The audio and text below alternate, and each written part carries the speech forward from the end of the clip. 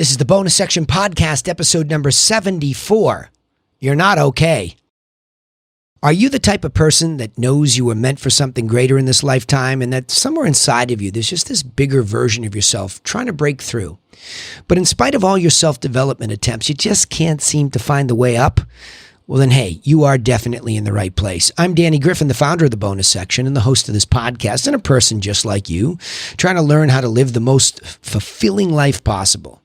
But to help you take immediate action to get moving in a better direction, we take all the notes from each episode, and really just the last two, and we post them for a short period of time at freethinkingtools.com. I don't want to overload you with a bunch of information, but just want to leave some notes up on the wall there so that you can go, print them, look at them, think. Just spend some time thinking.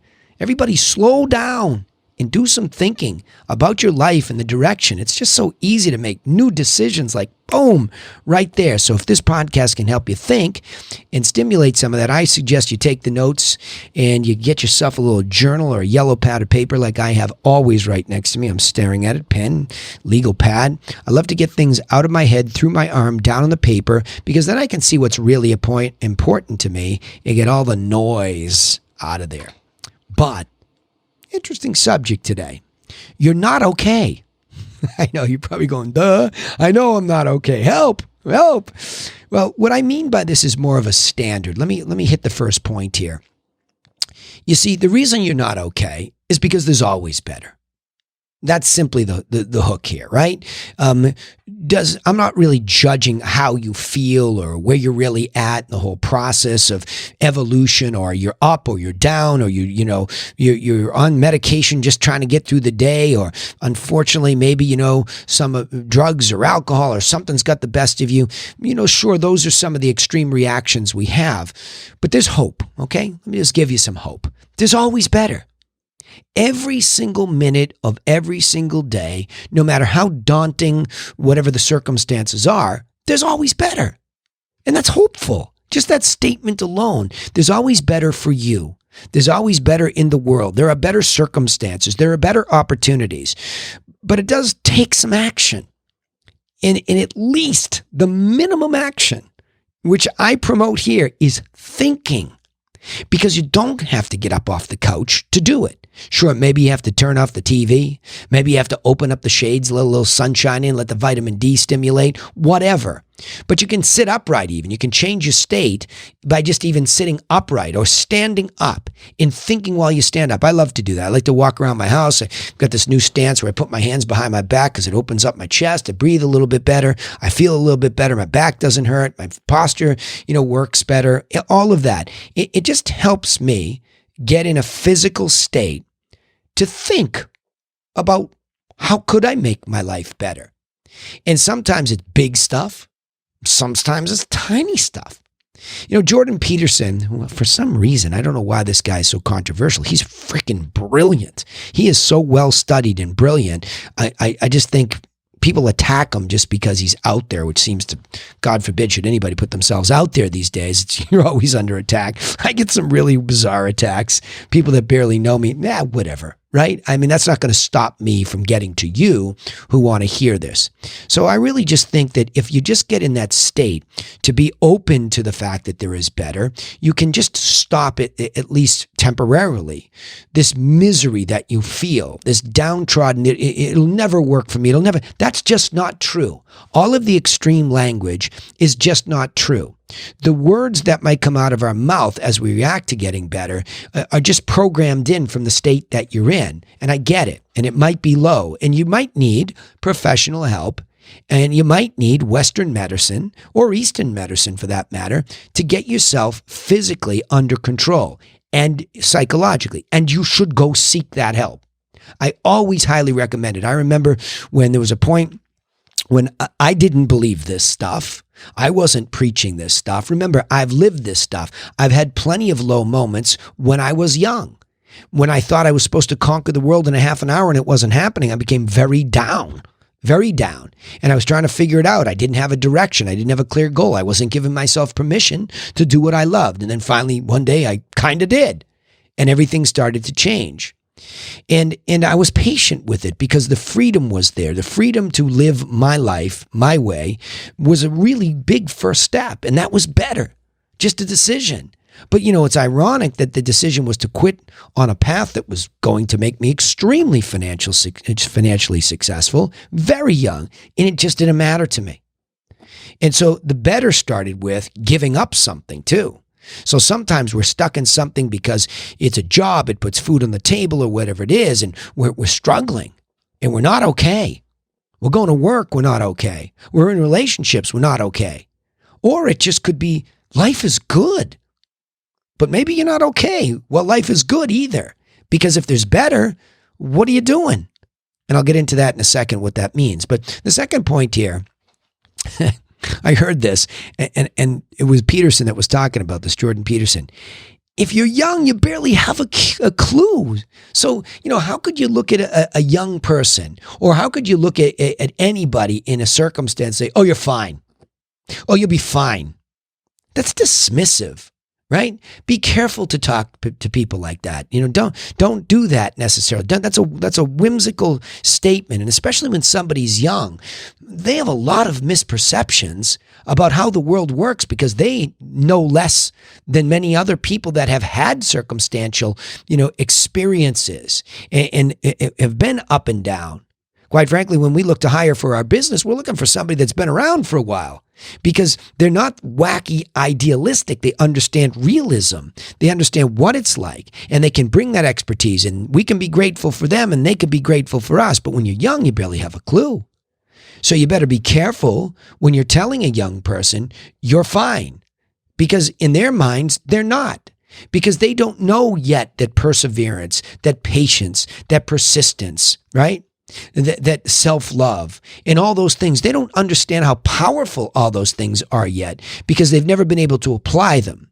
Because remember, when somebody's young, presuming that the familial relationships are sound and somebody loves and cares for them, that life is relatively easy.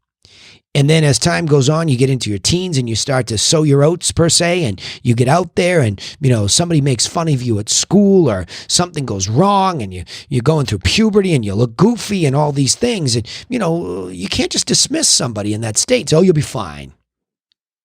They're not. And so you want to start to teach them the third point is be a curious learner, or they're contracting. Think about that. And I have 5 kids, so I am an expert at this, right? I've been deep in with 5 kids, deep. I'm a dad who went all in on his kids and made sure business was separate from kids, all in. And I am telling you that I teach them to be a curious learner about what bothers them, to learn how to get it better themselves. So whatever it might be, they dig in. And I push, and that's the job of a coach. We're pushy. And we push you to get better, and we challenge you to get better. But really, I do it by challenging you to think your way better. I don't want you to be mentally lazy. I don't want you to be lazy to the point where you don't realize you have some of the greatest resources available at your fingertips these days. To have a phone, a laptop, a desktop, or a free computer at a library, you can be a curious learner all the time, and you should be, or what? You're contracting. So in Maxwell Maltz's book, which is a pivotal foundational book for me, The New Psycho-Cybernetics is the edition that I like, but because it's a little easier read than the original Psycho-Cybernetics, either one. But in there, he talks about, I believe it's a psychologist who says you're either expanding or you're contracting. And that's the wake-up call with the mantra, you're not okay. Because you're always either expanding or contracting. Think about it. You go to the gym for a year and you have a great routine.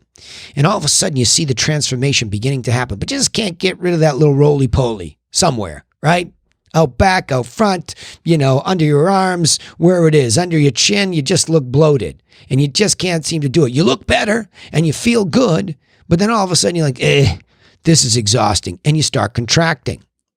That's why a lot of people, when they go and they get a workout and they put it together and they start to eat better, that is why they end up contracting, because all of a sudden they stop and they figure it's okay, that's as far as I've gotten, and that's just not the way it works.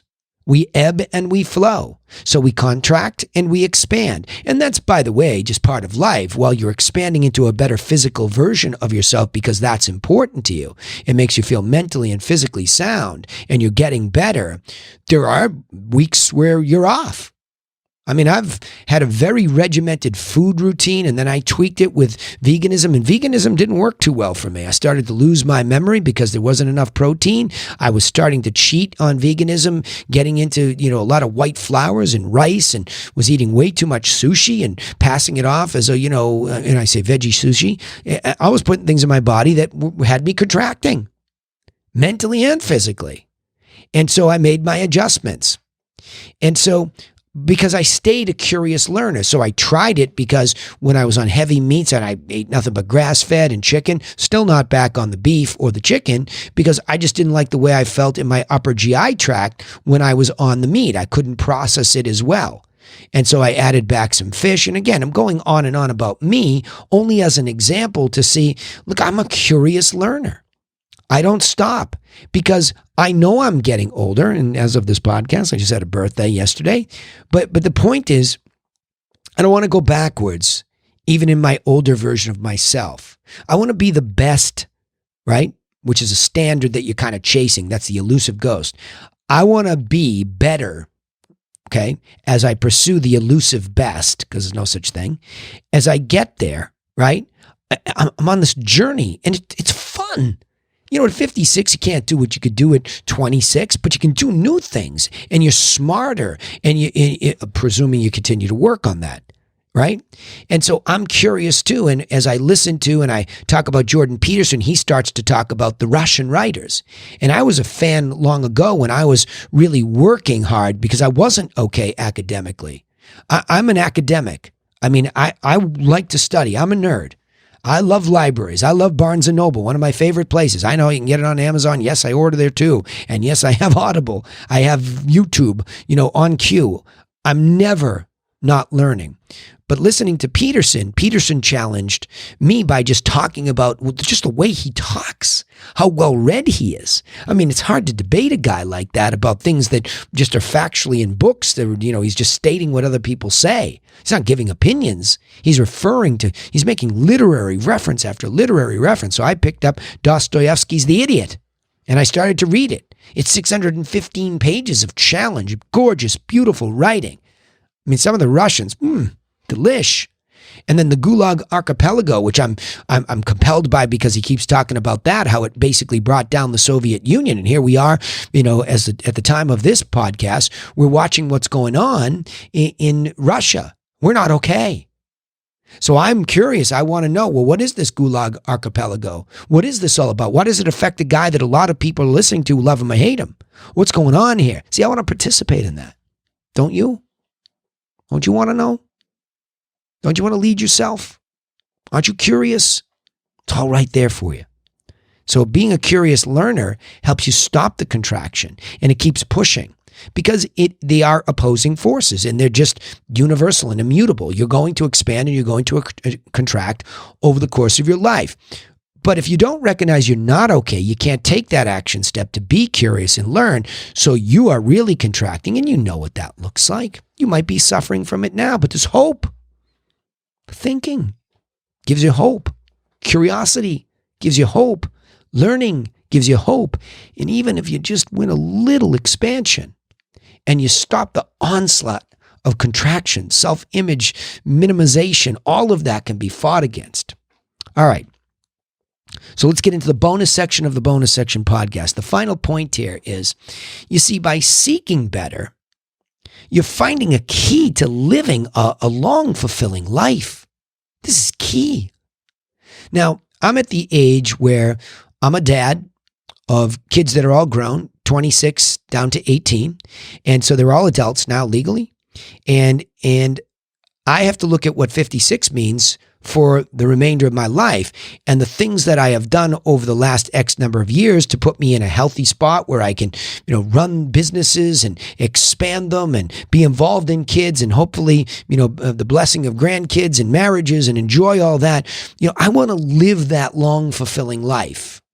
I want to live as long as I can at a quality of life and that I understand watching people who die well too early. I know what they don't do. I watch them. They're not okay with their diet. They're not okay with their physical fitness. They're not okay with their sleep. They're not okay with, generally how they treat themselves or the people around them.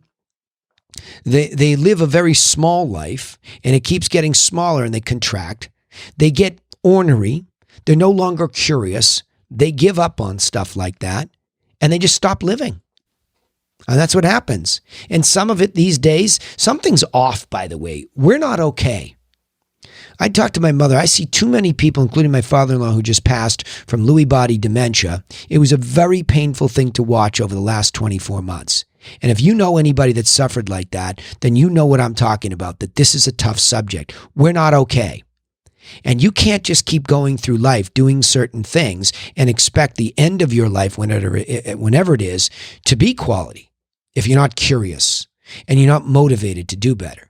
And again, like I said, there's always hope, but you have to be open-minded. And you have to be careful, because there might be a spot where you hit a tipping point and it just becomes so desperate and so seemingly hopeless that you can't catch yourself like a falling knife, right? You just can't seem to catch yourself. So I suppose you're not okay as a warning.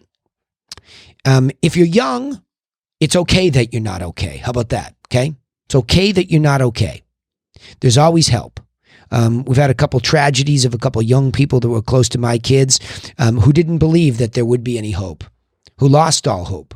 And that's a bummer, right? I try to get this message to people, and that's why I ask you to share it to people. There's always better, even if it's a tiny little win.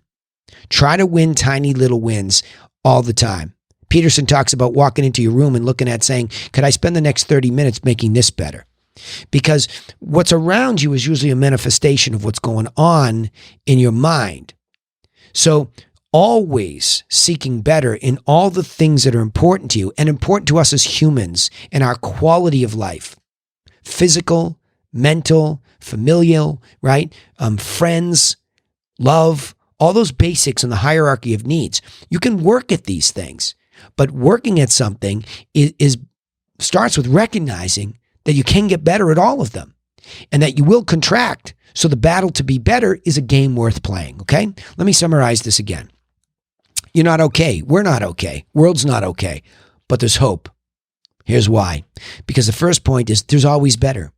Every day we wake up, there's a chance at better. Two, if you're young, you barely have a clue, and it's okay. It's okay. You just don't have the longevity we had. You spent most of your life being nurtured. Now you're trying to break out there, and what you think is reality isn't, and it's disheartening, but you're okay. You're okay. Just be curious. Ask. Don't shut down. Don't just stick with what you know and only look for corroborating evidence to say that's the way the world works. It's not. It's a big world. It's a complex world. Benevolent, malevolent, all mixed in. It's one big, thick soup. So get in there, though, right? Get in there and learn. That's the third point. Be a curious learner, or you will be contracting, and life will weigh you down. And lastly, the bonus section of the Bonus Section podcast, seek better, because it's a key to living a long, fulfilling life. If you condition yourself, especially when you're young or you get started now, no matter what phase of life you're in, if you think you only have a few months to live, or you think you have just maybe one more decade to live, just go now. Make that fulfilling, right? All right, let me summarize it by saying this. As a coach, it's my job to push people to be better. And in order to stay authentic in that myself, in that work, I subscribe to the philosophy that there is no best as long as there's better. This has nothing to do with liking yourself. I want you to like yourself. That's a basic thing. Rather, it's the development of a drive to not think that you're ever okay, so that you stay curious and you're always learning and improving so that you can live a long and fulfilling life. Doesn't that sound like happiness? All right. Remember, you can take immediate action to get moving in this kind of a positive direction and moving towards your goals, because we take the notes from each episode and we post them at freethinkingtools.com. And we give you instant access. We only leave a couple episodes up there because if I leave too much, you'll do nothing. So I'll give you a couple episodes. You can choose, print them out, open them up on your laptop, go down to Starbucks, wherever you're comfortable, sit somewhere where you can think, but just spend some time thinking, please. And hopefully this podcast stimulates you to do that. Even if you don't use the notes from the episodes or you listen to one, just go and say, he wants me to think. I'm going to think about how to make my life better. Also, don't forget, you can subscribe to the podcast on iTunes, Spotify, or wherever you listen. And we also post our content on YouTube, so don't forget, you can subscribe to the bonus section channel. We'd also appreciate it if you would join our mission of becoming people for others. That's the whole mission of the bonus section. And share our content with these types of people that are just like you or they're struggling with this stuff so that they get the help they need. They don't know about this body of work, but if you do, share it. I'd appreciate it. Remember this, though. We sign off the same way every time. Nobody's coming for you. Nobody. So go get to work on yourself and a better plan for your goals, and we'll see you in the next episode to help you do just that. Thanks again.